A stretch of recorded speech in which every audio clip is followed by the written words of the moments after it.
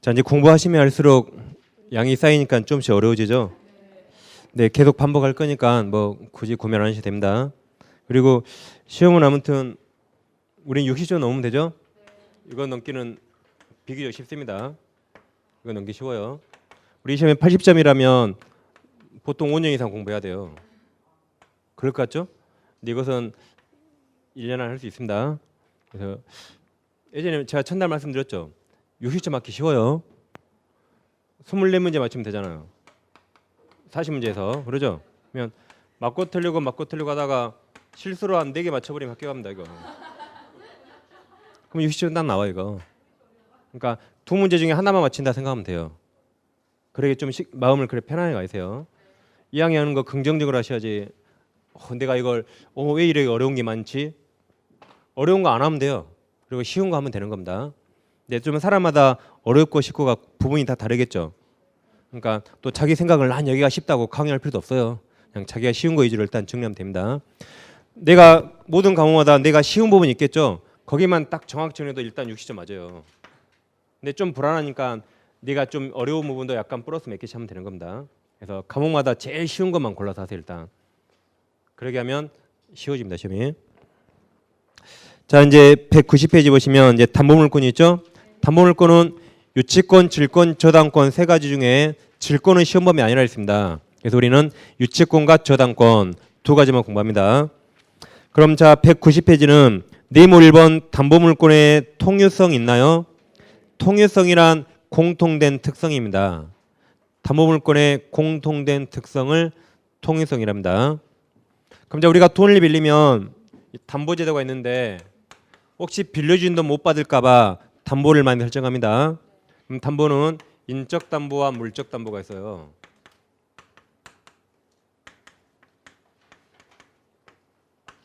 인적 담보는 사람이 인질로 잠다가 아니죠. 이게 각종 보증채무, 뭐 연대 보증 뭐 들어봤죠? 그렇죠? 그런 걸 말고 이건 다행히 우리 시험 범위 아닙니다. 다행이에요. 여기 민법에서 제일 어려워요. 시험 범위 빠지고 우리는 물적 담보만 시험 범위고 이게 유치권과 이제 저당권이 시험 범위입니다. 그래서 우리는 이쪽만 공부합니다. 그러니까 보증채무 같은 거 우리는 공부 안 해요. 참 다행입니다. 그중에 이제 담보물권 통일성이 있는데 자 그럼 우리가 채권은 이렇게 크게 두 가지를 나눌 수 있어요. 채권. 우리가 은행에서 돈 빌리면 보통 뭘 꼭 은행에서 잡죠? 저당, 근저당 잡죠. 채권 뒤에 저당, 근저당처럼 담보물권이 따라 나온 채권이 있어요. 보통 은행은 이렇죠. 보통 근저당 잡습니다. 근데 우리가 친한 사람끼리 돈 빌려줘요. 친한 친척, 형제 자매 간에. 그럼 저당권 잡습니까? 물론 잡을 수 있지만 안 잡는 경우도 많이 있죠. 그러죠? 또는 우리 옆에 사람 안 친하잖아요. 옆 사람에게 10,000원 빌려줘요. 10,000원. 그럼 집에 저당권 잡습니까? 안 잡니까? 안 친하더라도 금액이 적으면 저당권 없이 돈만 빌릴 수 있고 금액이 많더라도 아주 친한 사이면 저당권 같은 거 없이 돈만 빌릴 수 있죠. 근데 금융계 가면 보통 이런 걸 잡는 게 많이 있죠. 이렇게 채권은 딱 둘 중에 하나밖에 없어요. 담보물권이 따라 나오거나 담보물권이 없거나 딱 둘 중에 하나입니다. 이 외의 채권 없습니다. 그럼 이제 우리는 이쪽을 공부하는데 그럼 담보물권이란 뭘 담보한다 그 말이죠. 뭘 담보하는 물권 그 말입니다. 그럼 담보물권은 뭘 담보하죠? 뭐 예를 들면 저당권 뭘 담보해요? 뭘 담보해요? 돈 못 받을까 봐. 그러죠? 써인 대로 하세요. 돈 못 받을까 봐 저당 설정한 거죠. 그럼 채권은 담보를 당하네요. 그러면 수동이니까 P를 써서 이걸 피담보 채권이랍니다. 다시 이 채권은 담보를 당하잖아요. 그럼 수동이 뭐다 P. 그것을 피담보 채권 또는 피담보 채무 다 같은 말입니다. 피담보 채권, 피담보 채무 그래요. 근데 반면 담보권 없이 돈만 빌려주면 담보당하지 않죠. 이걸 그냥 무담보 채권 그래요. 무담보 채권 또는 그냥 일반 채권이랍니다. 그냥 채권 그럼 보통 이걸 말해요.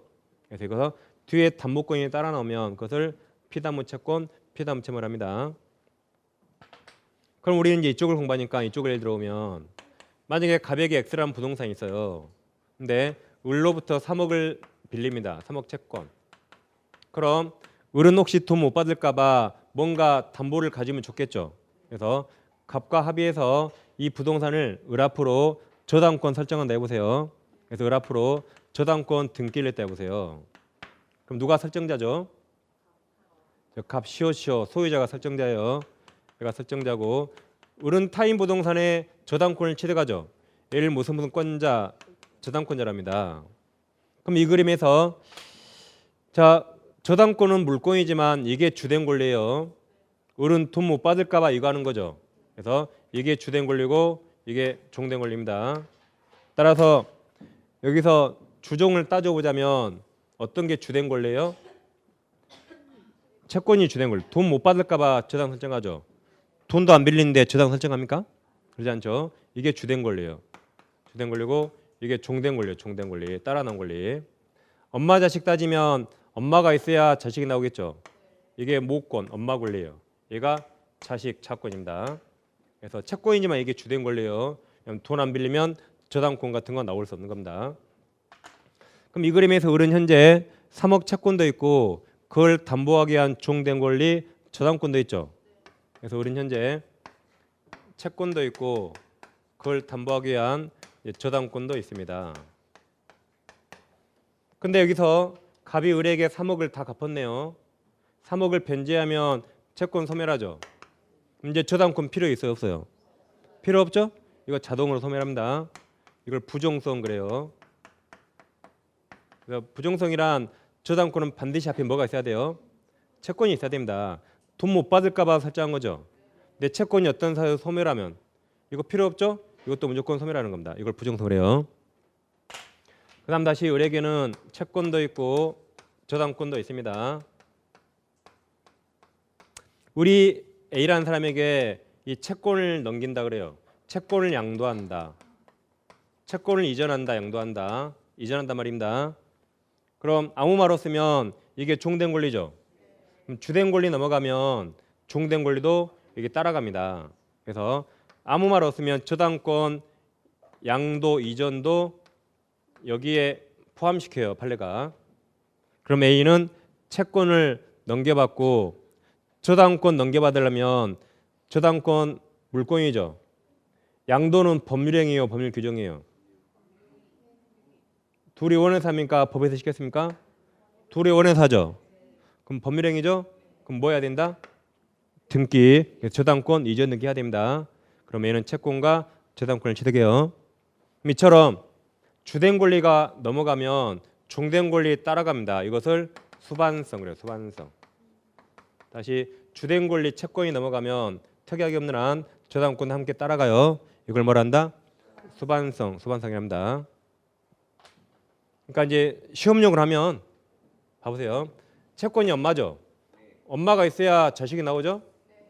엄마도 없이 자식 나옵니까? 그런 거 아니죠. 그래서 이 엄마가 있어야 자식이 나와요. 그래서 이 자식을 젖먹이 유아, 태어난 지 3달 된 젖먹이 유아라 생각하세요. 엄마하고 젖먹이 유아예요. 있으면 엄마가 자살하면 아새끼 같이 죽어요. 엄마가 집 나가면 애 데리고 가죠. 보통 애 데려갑니다. 다시 엄마가 집 나가면 애 데려가요. 이걸 수반성. 엄마가 자살하면 아새끼 같이 죽어요. 이걸 부종성이랍니다. 이렇게 시험은 1초 만에 풀 수 있어요. 나중에. 근데 이제 성질을 제가 설명드린 겁니다. 아무튼 이렇게 담보물권 반드시 앞에 채권이 있어야 돼요. 채권 없으면 이거 없어진다가 부종성이고 채권이 양도되면 종된 권리 따라간다 수반성입니다. 그럼 책으로 오시면 190페이지 양과를 1번 부종성 있나요? 부종성이란 피담은 채권 뭔지 알겠죠? 담보를 당하는 채권이에요. 반대말인 무담보 채권입니다. 다시 부종성이란 피담은 채권 엄마 존재를 전제로 해서만 담보물권 자식이 존재할 수 있는 성질을 말한다. 따라서 엄마가 소멸하면 자식도 함께 죽습니다. 2번 소반성이란 피담은 채권 엄마가 이전 집 나가요. 집 나가면 담보물권 자식도 따라서 같이 집 나간 성질입니다. 다음 3번 불가분성 보세요. 이제 자 여기서 을은 갑에게 3억 채권이 있죠. 그럼 변제기 때 갑은 3억을 갚아야겠죠? 근데 변제기 때 갑이 2억 5천밖에 못 갚았어요. 2억 5천만 변제했다. 그럼 5천만 원 못 갚았죠. 그럼 을은 이 목적물을 경매할 수 있어요. 그럼 그럼 못 받은 5천만 원치만 경매할까요? 그게 아니고 이 담보물권은 이 돈 다 받을 때까지 목적물 전부에 다 미칩니다. 따라서 어른 5천만 원 못 받았더라도 이 목적물 전부를 경매할 수 있어요. 이걸 불가분성. 채권 다 받을 때까지 저당권은 목적물 전부에 다 미쳐요. 불가분성이랍니다. 이걸 5천만 원치 어떻게 경매해요? 아파트라면. 그러죠? 전부를 다 경매합니다. 그래서 양가로 삼은 불가분성 보세요. 불가분성이란 피담보채권 전부에 대한 변제가 있을 때까지 담보물권은 그 목적물 전부에 대하여 효력을 미친다는 성질을 말합니다. 그 다음 4번 물상대의가 나오죠. 이제 물상대의성 있는데, 자, 이번에는 갑에게 이 건물이 있어요. 건물이 있는데 우리 갑에게 5억을 빌려주고 이 부동산에 저당권을 취득했습니다. 이렇게 있는데 이 건물이 화재가 났네요. 그래서 화재로 건물이 소실됐다. 화재로 다 없어져 버렸습니다. 대신 이자가 바보가 아니겠죠? 건물이 불타 없어질 수 있으니까 보통 여기에 보험을 들었을 겁니다. 그래서 보험 들었는가 확인하고 저당 설정합니다. 그래서 화재로 건물이 없어지면 이 건물이 없어져요. 대신 보험금 청구권이 나와요. 보험금 청구권.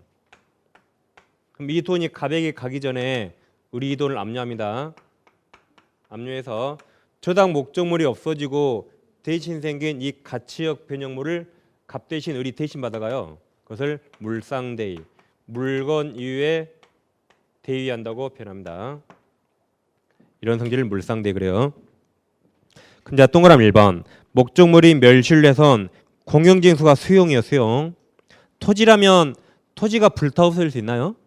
뭐 수용당했다 이런 것들. 그러면 수용보상금이 나와요. 수용보상금. 다시 공용지승으로 인하여 채무자가 그 목적물의 가름하는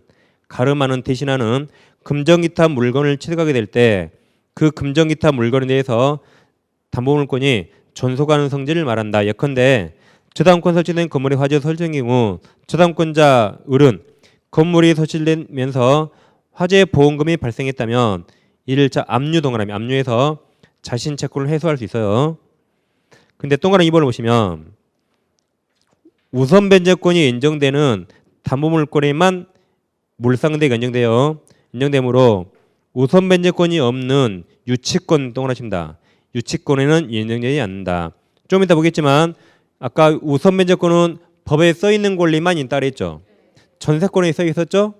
저당권에 써 있었어요. 근데 유치권에는 우선 변제권이 없습니다. 법에 안 써 있으니까. 그래서 이 물상대에는 우선 변제권이 있는 권리만 인정돼요. 그래서 유치권에는 우선 변제권이 없기 때문에 물상대에도 자동으로 없습니다. 이건 나중에 이제 1월달 기본서에 다시 정확히 할 겁니다. 여기까지 4가지 성질이 있어요. 이걸 통일성, 공통된 성질이랍니다.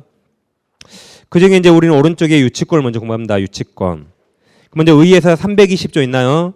자, 1항 보세요. 타인의 물건 또는 유가증권. 유가증권은 시험 범위 아니니까 몰라도 돼요. 뭐 음수표를 말합니다. 다시 1항. 타인의 물건 또는 유가증권을 점유한 자는 그 물건이나 유가증권에 그 다음에 동그라칩니다. 관하여 생긴 동그라미. 관하여 생긴을 결련성 그래요. 결련성. 결련이란 얽히고 섞였다 그 말이에요. 관하여 생긴이 결련성입니다. 다시 관하여 생긴 채권이 변제액이 있는 경우에 변제 받을 때까지 그 물건 또는 유가증권을 유치 동그라미 유치. 유치가 점유 그 말이에요. 또는 인도거절 그 말이에요. 못 넘겨줘. 인도거절입니다. 못 넘겨줘. 유치할 권리가 있다. 그러니까 유치하려면 관하여에 생긴 채권이 있어야 돼요. 그 채권이 변제액이 있어야 됩니다. 그 다음 2항. 전환규정은 그 점유가 동원하십니다. 불법행위에 동원하십니다. 행위로 인한 경우에 적용하지 않다가 불법 점유자는 유치권 행사 못합니다. 다시 불법 점유자는 유치권 행사할 수 없다 그 말입니다. 그게 2항입니다.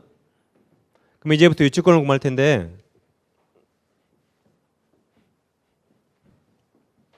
아무튼 11월 10일 일단 개념을 정확히 숙지하는 과정입니다. 그래서 양을 많이 하진 않아요. 일단 유치권의 가장 중요한 게 유치권은 약정이 아닙니다. 당사자가 약정으로 성립한 게 아니라 이건 법정이에요. 그 320조 요건을 갖추면 법률 규정에 따라 당연히 생겨나는 법정 담보물권입니다. 약정이 아니에요. 그래서 법정이 법률 규정 약자입니다. 유치권은 물권이죠. 물권법이 대부분 강행 규정인데 유치권은 임의 규정이에요. 그래서 임의 규정이기 때문에 우리끼리는 유치권 인정하지 말자라고 유치권 배제 특약 또는 포기 특약하면 이 특약이 우선해요. 특약 유효라. 이때는 유치권 행사 못하는 임의 규정입니다. 예를 들어보면 임대차 계약 체결할 때 이렇게 했어요.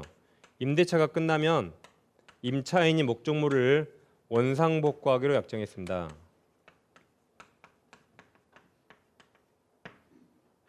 그럼 이 약정은 임대차 끝날 때 임차인이 임대인에게 비용 상한 청구권 이걸 포기하는 약정이에요. 그럼 임차인이 목적물을 원상복구를 하겠거든요. 그럼 임차인이 지출한 비용을 받지 않겠다는 약정으로 다 이거 유효입니다. 그럼 임차인은 비용 청구할 수 없거든요. 비용 청구할 수 없으니까 유치권 행사할 수 없습니다. 이런 게 일종의 유치권 포기 특약입니다. 예. 그리고 작년 정답 이런 게 다. 유치권은 이렇게 물권법이지만 임의 규정이요. 법 규정보다 당사자 약정이 더 우선하는 임의 규정입니다. 그럼 유치권은 일단 법조문에서 물건에 관하에 생긴 채권이 있어야 돼요. 그리고 그 채권이 변제액이 있을 때 변제 받을 때까지 인도 거절하는 겁니다. 뭐 예를 들면 간단합니다. 갑이 의류가 있거든. 옷을 의류 세탁소에 세탁을 맡겼어요. 그럼 세탁소에 옷이 왔죠? 이 물건에 관하에 생긴 세탁비가 있어요. 다시 물건에 관하에 생긴 세탁비가 있습니다. 그럼 옷은 누구 거죠? 옷은 갑소유죠. 야 갑이 내 옷 내라 그러면 을은 이 돈 안 주면 네 옷 못 줘라고 우리 인도 거절해요. 그러게 유치권 행사할 수 있습니다. 돈 안 주면 네 옷 못 줘라고 우리 옷을 잡아둬요. 이게 유치권입니다. 다시 갑에게 시계가 있는데 을 수리상에 시계 수리를 맡겼어요. 그러면 시계가 을한테 옵니다. 여기서 시계 수선료 수리비가 생겨요. 그러면 시계는 갑소유죠? 갑이 내 시계 내놔 그러면 물건에 관하에 생긴 채권이 있으니까 이 돈 안 주면 너 시계 못 줘라고 유치권 행사에서 인도 거절할 수 있어요. 이런 게 유치권입니다. 다시 갑에게 자동차가 있는데 을 카센터에 자동차 수리를 맡겼어요. 카센터에 차가 왔습니다. 그럼 차에서 자동차 수리비가 생겨요. 뭐 500만 원이다. 갑소유 자동차죠. 갑이 내 차 내놔 그러면 물건에 관하에 생긴 채권이 있으니까 이 돈 안 주면 네 차 못 줘라고 유치권 행사할 수 있습니다. 근데 이럴 수 있죠? 둘이 같은 교회 다녀요. 그래서 제가 지금 500이 없으니까 3달 후에 보너스 받으면 500 드릴게요. 차 먼저 주실 수 있나요? 그러면 우리 차 먼저 줄 수 있잖아요. 안 그럽니까? 줄 수 있잖아요. 그게 유치권 포기 특약이에요. 가능하죠? 가능합니다. 또 갑이 그래요. 세탁비가 2만 원인데 제가 오늘 돈을 안 가져왔네요. 내일 퇴근할 때 드릴게요. 그러면 세탁소 주인이 옷 줘요 안 줘요? 주죠? 줄 수 있죠? 안 줍니까? 안 주면 좀 신용을 잘 쌓으세요. 줄 수 있잖아요. 그게 유치권 포기 특약이에요. 가능하죠? 가능합니다. 유치권 포기 특약. 네, 이제 보통 안 주는 경우가 많이 있겠죠? 아무튼 이렇게 유치권은 물건에 관하에 생긴 채권이 있으면 그 돈 안 주면 너 물건이지만 너 물건 못 줘라고 인도 거절하면서 계속 점유는 걸립니다. 그러면 간접 점유로 유치권 행사할 수 있어요, 없어요? 간접 점유로 유치권 행사할 수 있다. OX 뭐예요? 저 무조건 O 그랬죠? 가능합니다. 점유 그러면 간접 점유 무조건 포함된다 그랬어요. 간접 점유로 유치권 행사할 수 있다고 지난주에 했습니다. 이럴 수 있죠? 우리 카센터에 차들이 많이 왔다 갔다 하니까 갑 자동차 가지고 있다가 기스남이 우리 책임져야 돼요. 그러니까 안전하게 병 주차장에 차를 맡겨놔요. 그것을 임치한다. 물건을 맡겨요. 그래서 차가 주차장 오면 얘가 직접 점유하면서 우리 간접 점유로 계속 유치권 행사할 수 있습니다. 아무튼 이처럼 점유 그러면 간접 점유 무조건 포함된다 그랬어요. 이렇게 직권 행사할 수 있습니다. 그다음 우리가 길거리 가다 보면 건물 짓다 말고 공사 중인데 거기 유치권 행사 중 써인 거 본 거 있죠. 이럴 수 있지. 이제 갑과 을이 건설 도급 계약을 해요. 건설 도급 계약. 그럼 일 맡긴 사람을 도급인이랍니다. 일 맡아서 공사하는 사람을 수급인 그래요. 근데 만약 이럴 수 있죠. 을이 갑 공사는 따내고 자기가 공사하지 않아요. 밑에 또 시켜요. 이건 보통 이제 하도급 그래요. 얘를 이제 하수급이라고 합니다. 들어본 적 있죠? 근데 우린 여기까지 안 나오고 이제 이렇게 도급계약 체결하면 일 맡긴 사람을 도급인. 그럼 갑이 준 설계도대로 을은 공사를 하는 거죠. 그 자리를 수급인이랍니다. 그럼 도급계약 체결하면 보통 재료는 갑이 다 대줘요. 그래서 갑이 준 재료로 을은 공사만 하는 겁니다. 그럼 을이 건물을 완성했더라도 누가 준 재료로 건물 지었죠? 도급인이 준 재료죠. 그럼 을이 지었더라도 이 건물은 갑소유로 평가돼요. 왜 그래요? 갑이 준 재료로 지었기 때문에. 그러면 인건비나 같은 공사금 채권이 있어요. 공사대금 채권 생길 수 있죠. 이건 목적물에 관하에 생긴 채권인데 갑이 계속 준다고 안 줘요. 그러면 갑소유 부동산을 을이 점유할 수 있어요. 그래서 갑에게 인도 거절하는 겁니다. 이렇게 유치권 행사할 수 있어요. 그래서 갑 네 물건이지만 이 돈 안 주면 너 물건 못 넘겨라고 인도 거절하면서 을이 유치권 행사할 수 있습니다. 이게 물건에 관하에 생긴 채권이니까 가능해요. 그래서 결론성이 중요합니다. 이럴 수 있나요? 갑과 을이 친구인데 을이 갑에게 1,000만 원 빌려줬어요. 1,000만 원. 1,000만 원 채권이 있다. 근데 갑이 이제 돈을 갚아야겠죠. 돈 안 갚으면서 하루 을 만나서 자랑해요. 우리 남편이 1,000만 원짜리 다이아 반지 사줬다. 예쁘지 봐봐. 자랑해요. 열받아 안 받아요. 아니 돈을 안 갚고 1,000만 원짜리 다이아몬드 반지 샀대요. 그래서 우리는 하루는 갑집 놀러 갔거든요. 갑집 놀러 갔다가 다이아몬드 반지가 있길래 갑이 화장실 가는 사이에 우리 가져와 버렸어요. 1,000만 원 발돈 있으니까 1,000만 원 다이아몬드 가져와 버렸습니다. 그래서 갑이 야, 너 내 반지 안 내나? 그러니까 나 유치권 행사에 가능할까요? 못합니다. 이거 못해요. 을은 신고하면 절도죄로 구속돼요. 이건 절도죄입니다. 왜냐하면 이 채권과 다이아몬드가 무슨 결론관계 있나요? 아무 관계 없죠. 가져가면 구속돼요. 절도죄예요. 그런데 을이 왜 시계를 안 주죠? 물건에 관하에 생긴 채권이 있으니까 안 줘도 돼요. 그게 유치권입니다. 을이 왜 옷을 안 줘요? 물건에 관하에 생긴 채권이 있으니까 을을 안 줘도 돼요. 그게 유치권입니다. 이건 아무런 결론성이 없거든요. 가지고 있으면 이건 불법입니다. 그래서 이게는 결론성이죠. 결론성. 그래서 물건에 관하에 생긴 채권이어야 돼요. 그 다음 또 다른 예를 들어오면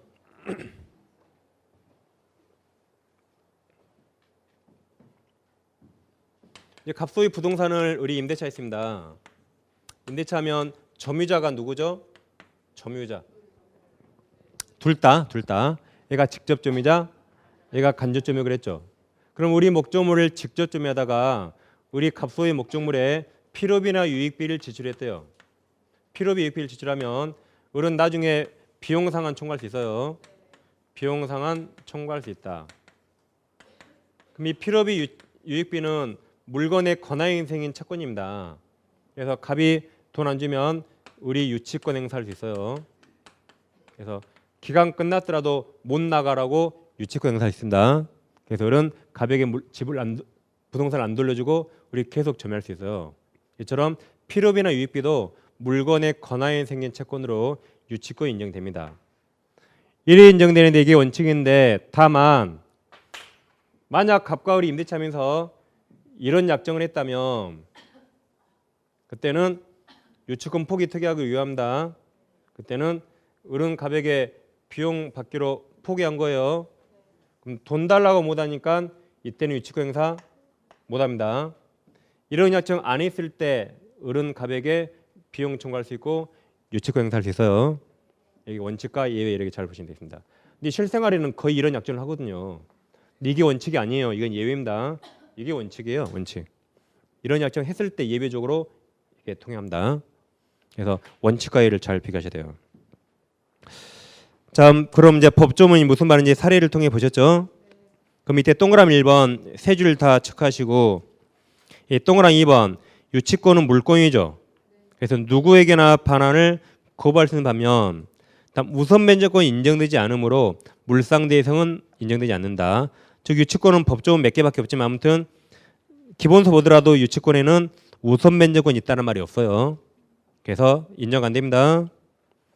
그 다음 동그라미 3번 유치권은 타인 물건을 유치하여 점유할 수 있는 물건으로서 그 다음 점유 동그라미 그 점유를 그 성립 및 존속 요건으로 한다. 따라서 점유를 상실하게 되면 유치권도 소멸합니다. 즉 유치가 점유 그 말이죠. 그 다음 양가로 2번 유치권 성립 요건 1번 채권과 목적물의 결론관계 있나요? 기억 채권이 유치권 목적물에 대해서 생긴 것이란다. 즉 유치권에 있어서는 그에 의해 담보되는 채권과 목적물 간에 결론관계 있어야 한다. 결론관계란 채권이 목적물 자체로 생긴 걸 의미한다. 예컨대 목적물에 지출한 비용 상한 초음권 가로열고 필요비익비 다음 공사대금 채권 목적물에 대한 수리비 채권의 경우에 유치권이 발생할 수 있어요. 그래서 이런 예들을 칠판으로 다 봐봤죠.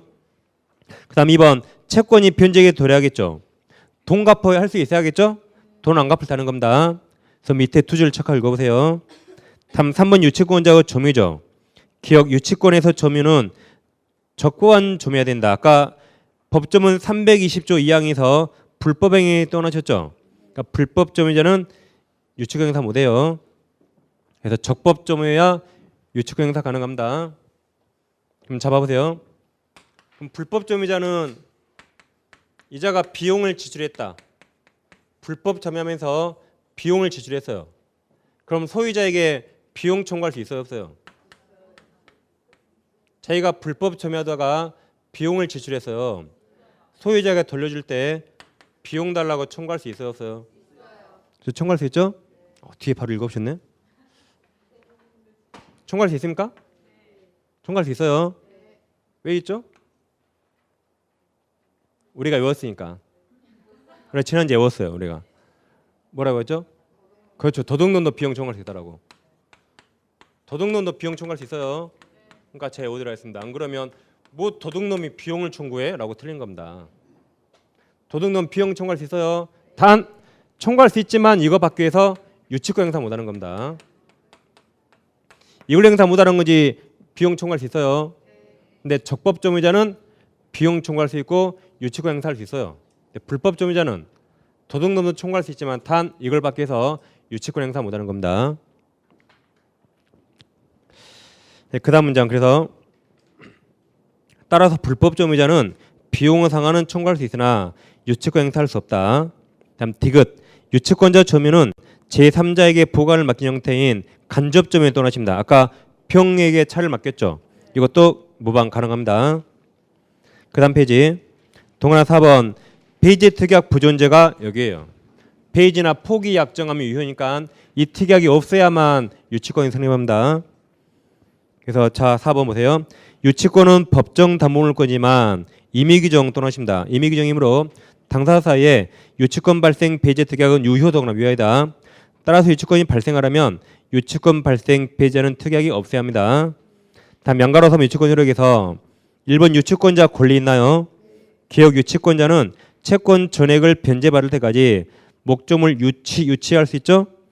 니은 유치권은 채무자뿐만 아니라 채무자 이해의자에 대해서도 행사할 수 있다. 거기까지 보세요. 유치권은 물권이죠. 그래서 물권이니까 채무자뿐만 아니라 전 세계 70억 인구 누구한테나 행사할 수 있어요. 다시 유치권은 채무자뿐만 아니라 물권이기 때문에 전 세계 70억 인구 누구한테나 행사할 수 있습니다. 제가 아까 갑이 을에게 소리를 맡겼거든요. 자, 괜히 지워버렸네요. 그래서 시계가 있는데 시계 수리비가 있어요. 근데 사실 이 시계는 병소이거든요. 병소의 시계를 갑에게 3일간 빌려줬어요. 근데 갑이 시계 수리를 맡긴 겁니다. 그럼 을은 수리비 채권자죠. 수리비 채권자. 그럼 누가 수리 맡겼어요? 갑이 맡겼죠. 그럼 갑이 수리비 채무자입니다. 맡겼으니까. 그럼 얘는 여기서 미안하지만 제3자예요. 소유자지만. 수리 맡긴 자 아니죠? 얘는 제3자예요. 미안하지만. 그래서 갑이 시계에 내놔 그러면 이 돈 안 주면 시계에 못 줘라고 유치권 행사할 수 있어요. 병이 와서 사실 그 시계 내 거거든. 내 시계에 내놔 그래도 이 돈 안 주면 시계에 못 줘라고 유치권 행사할 수 있습니다. 이처럼 유치권은 제3자, 채무자뿐만 아니라 제3자 또는 전 세계 70억 인구 누구한테나 행사할 수 있는 막강 권리입니다. 이 사례에서 얘가 제3자가 됩니다. 수리 맡긴 자가 아니니까 소유자지만 이렇게 아무튼 전 세계 70억 인구 누구한테나 행사할 수 있어요. 그다음 동그라미 2번 유치권자 의무가 있나요? 기억. 유치권자는 내 물건입니까 아닙니까? 내 물건이 아니죠. 그럼 내 물건보다 더 소중하게 모셔야 돼요. 그래서 기억. 유치권자는 자기 물건과 동일한 주의무가 아니라 선관 주의무를 부담한다. 선관 주의무란 내 물건보다 더 소중하게 그 말이에요. 그다음 디귿. 유치권자가 선관 주의무 등을 위반한 경우 채무자는 유치권 소멸을 청구할 수 있다. 즉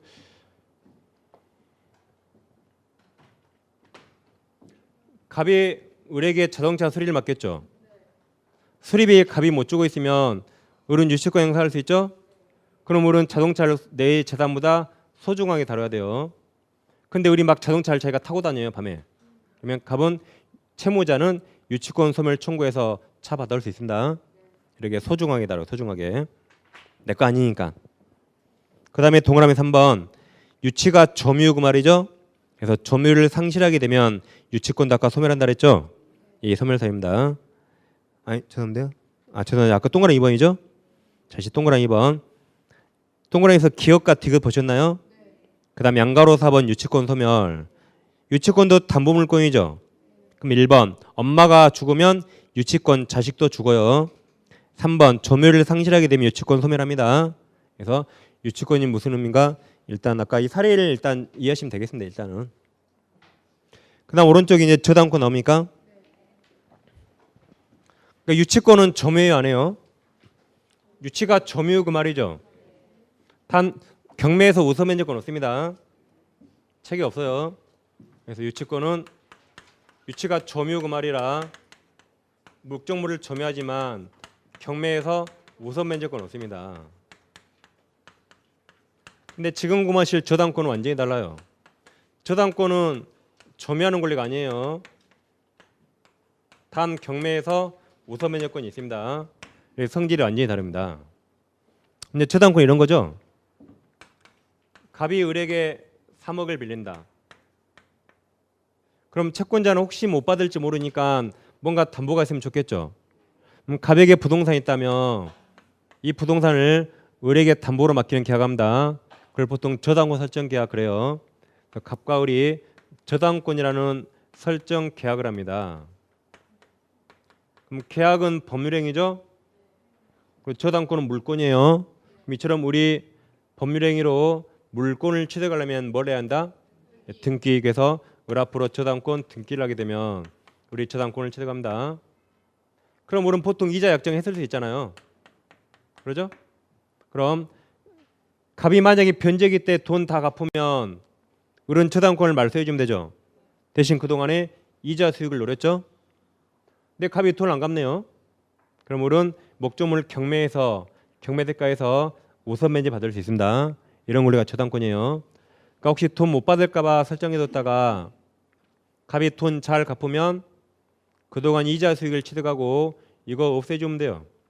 근데 갑이 돈을 안 갚으면 저당권에 의해서 목적물 경매에서 경막대금에서 우선 면제 받는 거래가 저당권입니다. 그럼 만약에 여러분에게 아파트가 있는데 아파트 살 때 3억 대출 받았어요. 은행 앞으로. 그럼 이 아파트 은행이 와서 사용합니까? 내가 사용합니까? 내가 사용하죠. 이렇게 저당권자는 목적물을 점유하잖아요.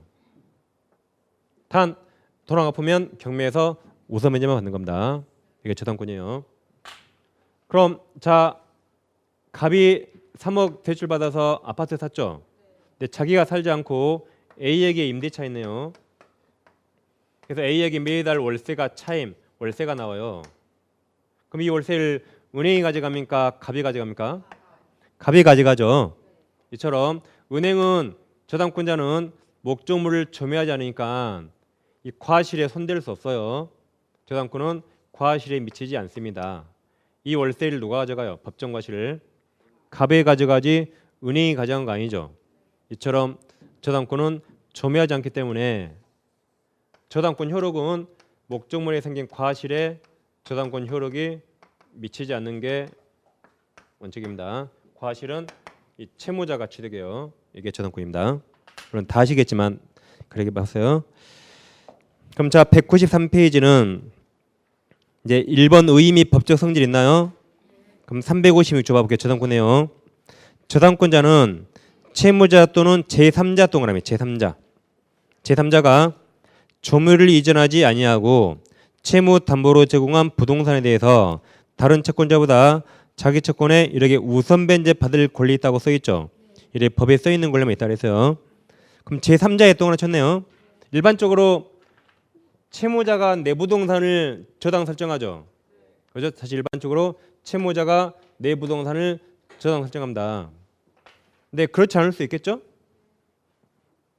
보통 그러겠지만 이제 갑이 은행에 찾아가서 3억을 대출해 주세요.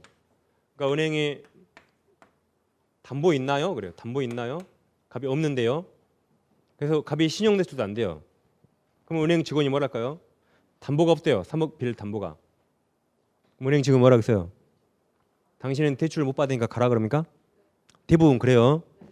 근데 유능한 은행 직원은 안 그래요. 연봉 1억 이상 버는 대출 직원 안 그럽니다. 혹시 친한 사람이 돈 많은 사람 있나요? 물어봐요. 아, 우리 형이 돈 좀 많아요. 그 사람 은행에 데려만 오세요. 내가 알아서 할게.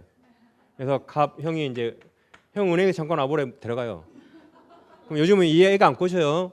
직원이 다 꼬십니다. 동생이 죽게 생겼는데 형이 가만히 있겠어요? 막 꼬셔요. 그래서 3억은 갑이 빌리고 잘 꼬셔가지고 거의 홀린 상태에서 이렇게 해준 거예요. 거의.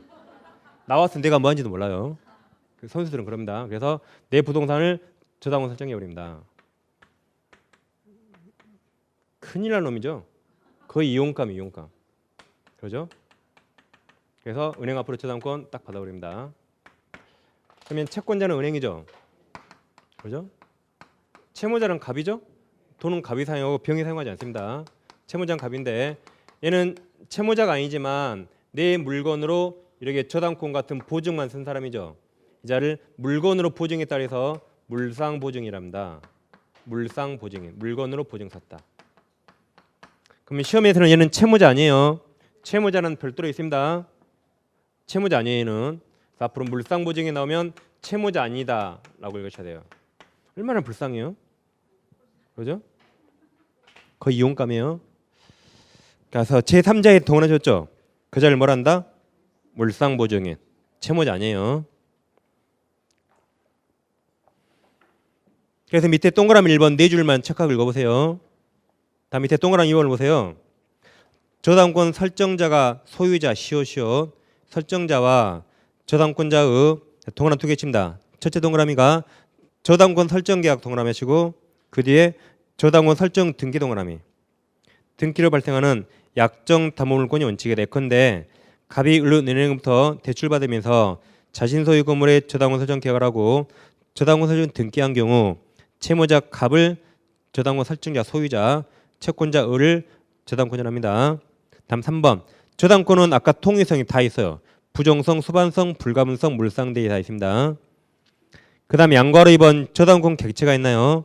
1번은 민법 동그라미 민법. 그러니까 우리는 다른 법 공부 안 해요. 부동산 학개론에 나오는 그런 거 아니에요. 우리 민법상 딱 세 가지예요. 저당권 객체가.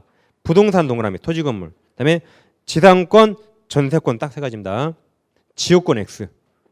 지역권은 저당권 객체가 될 수 없어요. 우리 민법상 저당권 객체는 딱 세 개예요. 부동산과 권리는 지상권, 전세권 딱 세 개입니다. 왜 지역권은 저당권 설정 못 할까요? 그걸 왜 나한테 물어보냐고요? 왜 지역권은 저당권 설정 못 할까요? 법에 안 써 있으니까. 항상 물권은 법정지, 법에 정해진 대로. 지금 여기는 없지만 지상권, 전세권은 저당권 설정할 수 있다고 법에 써 있어요. 근데 지역권은 그런 법이 없어요. 법이 없으니까 못하는 겁니다. 항상 물권 법정지. 그래서 이것도 최근에 정답 한 2번 이상 나왔어요. 그래서 부동산, 지상권, 전세권 3가지 기억하면 됩니다. 그 다음 넘어가 보시면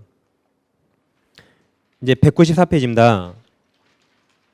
이제 중간에 양괄호 6번 저당권 효력이 미치는 목적물 범위가 있나요? 예, 358조가 거의 해마다 시험에 나와요. 저당권 효력 범위입니다. 자, 법조문 보세요. 저당권 효력은 저당 부동산에 동그라미 칩니다. 부합된 물건 동그라미. 부합된 물건. 그 다음 뒤에 종물 동그라미 칩니다. 종물 위에 써보세요. 종된 권리라고. 종물 위에 종된 권리. 따라다닌 물건 권리란 말입니다. 여기에 미친다 그랬죠. 다시 저당 설정하면 저당권은 부합된 물건, 부합물과 종물 또는 종된 권리에 미칩니다. 그러나 법률의 특별한 규정 또는 설정이 약정 특약이에요. 설정이 뭐다? 약정 특약. 약속. 다시 설정행위에 다른 약정이 있으면 미치지 않아요. 그러지 않는다. 근데 원래 미칩니다. 다음 359조 과실에 대한 효력. 원래 저당권은 과실이 아까 미치지 않는다 그랬어요. 그럼 다시 359조 저당권 효력은 저당 부동산에 대한 동그라미 칩니다. 압류 후. 원래는 안 미쳐요. 근데 압류 있은 후. 압류 후에 저당권 설정자, 소유자가 그 부동산으로부터 수취한 과실 또는 수취할 수 있는 과실에 미친다까지. 이게 원래는 안 미쳐요. 근데 언제 미친다? 압류 후에만. 압류에. 그럼 이제 동그라미 1번. 저당권 효력은 저당 부동산의 부합된 물건, 즉 부합물과 저당 부동산 종물에 미친다. 그랬죠? 그 다음 동그라미 3번 있는데 이런 말입니다. 또 작년에 정답으로 나온 거 이거.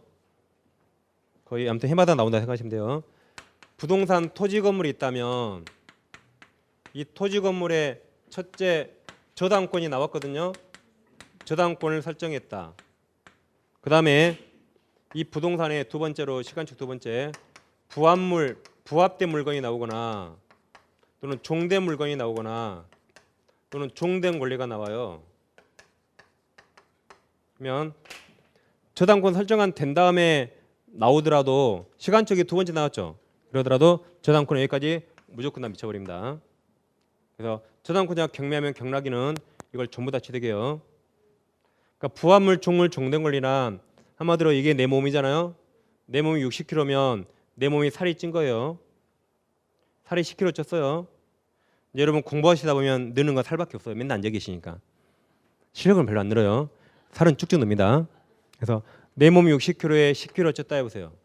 이거 꼬집으면 아파요, 안 아파요? 꼬집으면 아파요. 내 살이 이거. 그래서 부동산의 부합물, 종물, 종된 걸 다 미쳐요. 원칙적으로. 꼬집으면 이거 더 아파요. 예를 들면 갑이 1층짜리 건물 지었거든요. 그리고 이 1층에 저당권을 설정해 줬어요. 을은행의 저당권자. 그 다음에 갑이 2층을 증축했다 해보세요. 세 번째 갑이 증축했다. 그럼 이 증축 부분은 둘 중에 하나입니다. 1층과 독립성이 인정되거나 1층과 독립성이 없거나. 그럼 독립성이 인정되면 2층만 별도로 등기할 수 있어요. 근데 1층과 독립성이 없단 말은 1층에 그냥 속해버린 거예요. 즉 배가 나온 거예요. 살이 찐 겁니다. 그러면 2층, 1층에 딱 부합돼 속해버립니다. 그걸 부합 그래요. 결국 하나의 물건이 됐다고 말해요. 그럼 저당권은 2층에 미쳐야 미쳐요? 당연히 전부에 다 미칩니다. 따라서 저당권자가 물건을 경매하면 경락인은 2층 전부 다 취득해요. 이 저당권은 부합물에 다 미친다 이 말이에요. 그럼 자 갑소유 토지 건물이 있는데 이 토지에 저당권이 나왔네요. 저당권자 을. 그럼 이 저당권은 건물에 미칠까요? 안 미칠까요? 이건 미치지 않습니다. 그냥 우리나라는 토지와 건물이 별개 부동산 그랬죠. 그렇죠? 그래서 이건 토지만 미쳐요. 왜냐하면 건물은 독립된 물건이지 토지에 부합하지 않습니다. 그래서 안 미쳐 이건. 이게 이제 작년 정답이었어요. 갑소유 토지를 을이 빌렸어요. 을이. 토지 지상권을 설정했거나 또는 토지 임차권을 설정했다. 그래서 을이 이렇게 갑토지를 빌려서 을이 건물 지었습니다. 그럼 을 건물은 자기 토지 있나요? 타인 토지 있나요? 타인 토지 있기 때문에 그 타인 토지를 사용하기 위해서 이런 종된 권리가 있는 겁니다. 내 땅이면 필요 없겠죠? 타인 토지니까 필요 있는 겁니다. 그랬을 때 우리 건물의 저당권을 설정하면 저당권자 A는 이 건물을 위한 종된 권리까지 저당권은 이렇게 효력이 다 미쳐요. 그래서 만약 A가 돈 못 받아서 A가 경매해서 B가 경락받으면 경락인은 건물 소유권과 이것까지 함께 취득합니다. 그래 B가 이거 가지고 갑토지를 사용하겠죠? 이렇게 종된 권리에 다 미친다가 정리정답이에요. 그래서 아무튼 내 살이 찐 겁니다. 당연히 꼬집으면 이렇게 아파요. 다 미친다 생각하시면 돼요. 그럼 자 책에 이제 제일 밑에 동그라미 3번. 건물에 대한 저당권은 건물을 위한 대지 사용권인 지상권, 전세권, 토지 임차권에 당연히 미치고 이 말이에요. 여기 당연히 미친다. 당연히 미치고 그다음 건물 경락인은 등기 없이도 당연히 이들 권리를 다 취득합니다. 다음 4번. 저당 목적물에 대한 과실에 대해서는 원칙적으로 저당 권유력이 미치지 않는다. 다만 저당 부동산에 아까 압류 후에 미친다 그랬죠? 읽어보시면 돼요. 그 다음 오른쪽 오시면 지금까지 일반 저당권 보셨죠? 그럼 우리 실생활에는 저당권과 근저당권 뭐가 더 많나요? 근저당권이 훨씬 많고 저당권은 실생활에 거의 없습니다. 다 근저당권이에요. 왜냐하면 자세한 건 이럴 때라 아시겠지만 은행 입장에서 저당권보다 근저당권이 은행이 훨씬 유리해요. 은행에게. 은행이 채권자잖아요. 그렇죠? 그래서 우리 시민들은 힘이 없잖아요. 은행에 대출받으려면 은행이 더 유리합니다. 그래서 저당권보다 근저당이 훨씬 유리해요. 은행한테. 그래서 실생활은 저당권은 거의 없는 겁니다. 그래서 이제 오른쪽 페이지에 근저당권이 있어요. 근저당권은 저당권하고 성질이 유사한데 다른 게 몇 개 있거든요. 그 몇 가지 다른 것만 이제 공부하시면 되는 겁니다. 그럼 자 법조문이 나오죠. 357조 1항 보세요. 저당권은 그 담보할 채무 동그라미 칩니다. 최고액 동그라미. 채권 최고액입니다. 최고액만 정하고 채무 확정을 장래에 보류하여 이를 설정할 수 있다. 2항. 전화 경우의 채무이자는 최고액 중에 산입한 것으로 본다. 그럼 자 근저당권은 이런 경우를 가정에 만들었어요. 이런 경우를 가정해서 딱 우리 가백에 3억을 딱 빌린대요. 3억. 그럼 채권이 딱 확정됐죠. 이 확정된 채권을 해서 원래 저당권이 나왔어요. 저당권. 근데 이번에는 우리 가백에 돈 빌려주는데 채권액이 얼마일지 몰라요. 채권이 계속 증감 변동해요. 채권이 얼마일지 특정할 수 없다. 이런 채권이 얼마일지 특정 없을 때 이걸 대비해서 나온 게 근저당권입니다. 예를 들어볼게요. 이제 갑이 있고 우리 예를 들면 신발공장 본사요. 신발공장 본사. 갑이 전국에 있는 대리인 중에 하나입니다. 이렇게 이제 신발을 외상으로 대주죠. 둘이 물품, 신발 공급 계약을 맺습니다. 그럼 이제 이렇게 하는 거죠. 신발 외상으로 대주면 소비자에게 판 돈은 조금씩 갖고 다시 외상으로 대주면 소비자에 팔아서 조금씩 갖고 그래요. 근데 만약에 전국에 있는 대리점들이 2달 동안 돈 안 갚아보세요. 그럼 본사 망해버립니다. 그럴까봐 채무자에게 담보를 요구해요. 그래서 이 부동산에 저당권을 취득하는데 내 채권이 지금 현재 얼마일지 정확히 알아요? 몰라요? 외상값이 계속 증감 변동하죠. 그 불특정 채권을 위해서 은행은 근저당권을 취득합니다. 그래서 이 부동산에 은행 앞으로 근저당권을 취득해요. 이때는 아까 동그라미 친 거 반드시 채권 최고를 정해야 돼요. 즉 을은 이 신발 외상대금에서 이 부동산으로 얼마까지만 담보한다고 그걸 정하는 겁니다. 만약에 3억이라고 정했다 해보세요. 채권 최고에. 그리고 이 시가를 5억이라고 가정해 보세요. 그럼 을은 신발 외상대금으로 갑이 돈 안 갚으면 여기서 3억까지만 확당 받는 겁니다. 3억까지만 담보를 받아요. 그런 것을 근저당권이랍니다. 근저당권도 등기를 해야 등기. 소유자가 갑소유 부동산이라면 등기불구에 근저당권이라고 을 적는 겁니다. 그리고 채권 최고액 3억을 꼭 적고 나머지 기타 사항도 적는 거예요. 이렇게. 그러면 을은 근저당권을 취득합니다. 자, 그럼 이제 을이 외상대금 대주고 조금씩 받고 이렇게 하겠죠. 그러죠? 예를 들면 을이 갑에게 외상 신발을 만약에 7천만 원 보내서 갑 빚이 현재 7천만 원이에요. 또 1억 한 2천 보냈어요. 현재 갑 빚이 1억 9천이에요. 근데 갑이 장사가 잘 돼서 돈 많이 벌었네요. 돈 다 갚아서 채무가 0이 됐어요. 또 갑이 을한테 1억을 빌려주고 실환세이고 또 뭐 1억 5천 이렇게 계속 일을 하는 겁니다. 이렇게 채권액이 계속 증가 변동해요. 그러니까 얼마일지 알 수 없죠. 이런 불특정 채권을 담보하기 위해서 나온 게 이 근저당권이에요. 그럼 이걸 수직선을 그려보면 근저당 설정할 때는 결산기를 꼭 정해야 할까요? 근저당 설정할 때 결산기 정의한다. OX 뭘까요? 보통은 정합니다. 근데 근저당 설정할 때 언제 한 번씩 돈 다 정산하자고 결산기 정의한다. OX 뭘까요? 네? 지금 O라고 하고 싶죠? 근데 O면 저 인간이 안 물어볼 것이고 글 다 찍으면 틀려요. X입니다. 아까 하나 외웠잖아. 기간 정의하다 무조건 틀렸다고. 기간 정의하다 무조건 틀렸어. 안 정해도 돼요. 안 정해도 됩니다. 아, 간을 안 써서 모르구나. 결산 기간이에요.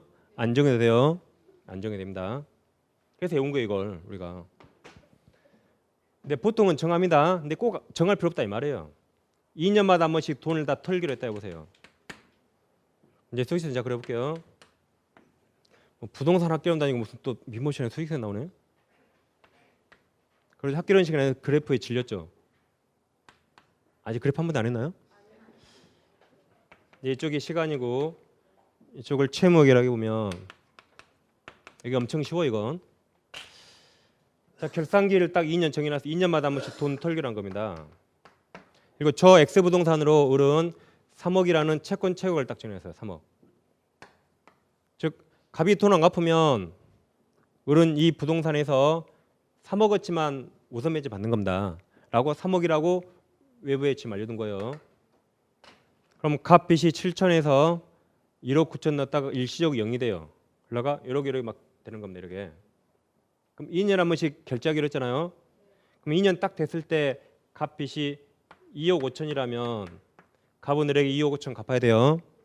갑이 못 갚으면 을은 경매에서 저 부동산에서 2억 5천만큼 우선 면제 받을 수 있어요. 우선 면제. 근데 만약에 2년 된 때 1억이 있다 해보세요. 이렇게 4억. 그럼 2년째 되는 날 갑이 돈 다 갚기로 했는데 한 번씩 2년째 되는 날 갑 빚이 얼마입니까? 4억이죠? 그럼 갑은 4억을 다 갚습니다. 갚아야 돼요. 근데 만약에 갑이 못 갚으면 을은 저 X를 경매할 수 있죠. 경매하더라도 을은 이것까지밖에 못 받아요. 우선 면제. 그게 채권 채권입니다. 을은 분명히 외부에 나는 저 X로 3억까지만 우선 면제 담보한다고 이미 공시했거든요.